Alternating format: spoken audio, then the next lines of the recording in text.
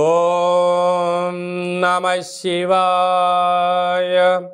ఓం నమో నారాయణాయ. ఓం శ్రీ స్వర్ణాకర్షణ కాల భైరవాయ నమో నమః. ఓం శ్రీ నరదృష్టి నివారణ కాల భైరవాయ నమో నమః.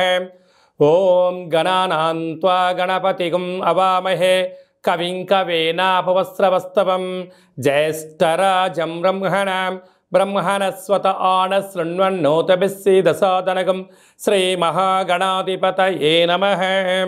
ఓం ఆదిత్యాయ సోమాయ మంగళాయ బుధాయ చ గురుశుక్రశనిభ్యశ్చ రాహవే కేతవే నమో నమః. హరి ఓం. మా ఛానల్కి స్వాగతం. చూస్తున్న వీక్షకులకు ప్రేక్షకులకు ప్రియ కాలభైరవ భగవద్బంధులకి స్వాగతం పలుకుతూ మమ్మల్ని ఎంతగానో ఆదరిస్తూ ఉండబడినటువంటి ప్రియ సోదరి మనులకు అందరికీ, సనాతన ధర్మ సంరక్షకులకు అందరికీ కూడా నూతన తెలుగు ఉగాది పండగ శుభాకాంక్షలు. శ్రీ క్రోధినామ సంవత్సరంలో అందరికీ నిండు నూరేళ్ల ఆయురారోగ్యాలను ప్రసాదించాలని, వారాలు 7, తిథులు 15, నక్షత్రాలు 27, రాసులు 12, లగ్నాలు 12, మహర్దశలు 9, అలాగనే షడ్రుచుల సమ్మేళనమే 6 ఋతువులతో కూడుకున్నటువంటి తీపి, కారం, పులుపు, చేదు, వగరు అనేటువంటిది ఎలా ఉంటుందో మనిషి జీవితంలో కష్టాలు సుఖాలు ఎప్పుడు ఉంటాయి. ఎవరి జీవితంలో కూడా ఎప్పుడు కూడా పూర్ణిమ శాశ్వతం కాదు, అమావాస్య అనేటువంటిది ఎప్పుడు అడ్డంకి కాదు అని చెప్పి గుర్తుపెట్టుకోవాలి. కనుక ఈ 360 రోజులు ఈ క్రోధినామ సంవత్సరంలో 30 సంవత్సరాల తర్వాత శని భగవానుడు తన సొంత గృహంలో ఉండగా వచ్చినటువంటి క్రోధినామ సంవత్సరం కావడం వలన అందరికీ నిండు నూరేళ్ల ఆయురారోగ్యాలని, విద్య, ఉద్యోగ, వ్యాపార, రాజకీయ, సేవారంగ కార్యక్రమాల్లో అన్నింటా విజయం సాధించాలని కోరుకుంటూ ఈ సంవత్సరంలో అందరికీ తెలుగు ఉగాది పండుగ శుభాకాంక్షలు. ద్వాదశ రాశిలో గ్రహ గమనాన్ని ఒకసారి వీక్షింపచేద్దాం. మేషరాశిలో గురు సంచార స్థితి, కన్యరాశిలో కేతు భగవాను సంచార స్థితి, కుంభరాశిలో శనిచర స్వామివారు స్వక్షేత్ర సంచార స్థితి, మీనరాశిలో రాహు సంచార స్థితితో ద్వాదశ రాశిలో గ్రహ గమనాలు ఈ విధంగా ఉన్నాయి.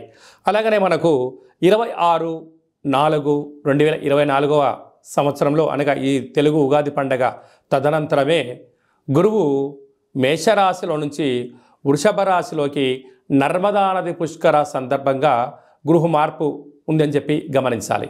ఈ క్రోధినామ సంవత్సరానికి అధిపతి రాజు అంగారకుడు. ఎందుకనగా ఈ సంవత్సరము మనకు తెలుగు ఉగాది పండగ మంగళవారం రోజు అవ్వడం వలన, మంగళవారానికి అధిపతి కుజ భగవానుడు అవ్వడం వలన, ఈ సంవత్సరానికి రాజు కుజుడు అవ్వడం వలన నిత్యము అనేక మంది క్రోధము, ఆవేశము అనేటువంటి పరిస్థితుల్లో ఉండడము, ఎర్రటి నేలలు, ఎర్రటి పంటలు బాగా పండడము, అద్భుతమైనటువంటి కందులు, మిరప, ఎర్రటి నేలలు, సంపూర్ణమైనటువంటి ఆహార ధాన్యాల ఉత్పత్తులు చాలా అద్భుతంగా ఉంటాయని చెప్పి కూడా గమనించగలగాలి. కాకపోతే ప్రజలందరూ కూడా ధర్మ మార్గంగా ఆధ్యాత్మికంగా ఉండడము, తల్లిదండ్రులను, గురువులను, ధర్మాన్ని ఎవరైతే ఆచరిస్తారో వారికి రుణభయం, రోగభయం, శత్రుప్రయం, ప్రమాదాలు తొలగిపోతాయని చెప్పి కూడా గమనించగలగాలి. అలాగనే ఈ సంవత్సరము మంత్రివర్యులు శని భగవానుడు అవ్వడం వలన ఆ శని భగవానుడు ప్రస్తుత కాలమాన ప్రకారంగా కుంభరాశిలో సంచారము చేయడం వలన ధర్మ మార్గంగా ఎవరైతే ఉంటారో వారికి చాలా మంచి కాలము అని చెప్పి గమనించగలగాలి.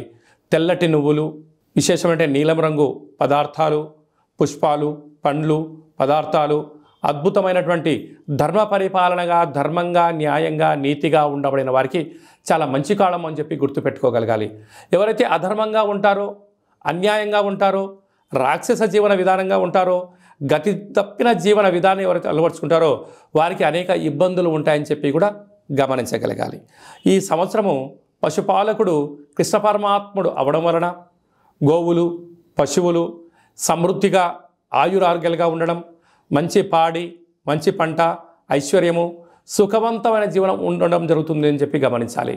కాకపోతే ఈ సంవత్సరము శుక్రుడు అనేక రకాలమైనటువంటి ప్రభావం అధికంగా ఉండడం వలన అనేక మంది నిత్యము రోజు నూతన వస్త్రాలకు, బంగారు ఆభరణాలకు, వజ్ర వైడూర్యాలకు, విలాసవంతమైన జీవితాలకు, ఆధ్యాత్మిక తీర్థయాత్ర కార్యక్రమాలకి మొగ్గు చూపడం జరుగుతుంటుంది.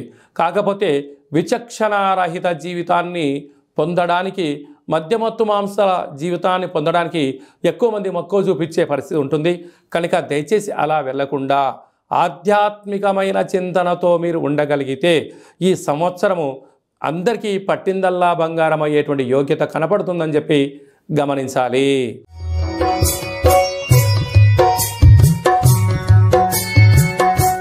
మీనరాశి వారికి ఈ క్రోధినామ సంవత్సరంలో ఎలా ఉండబోతుందో ఈ వీడియోలో సవివరంగా సంపూర్ణంగా తెలుసుకుందాం.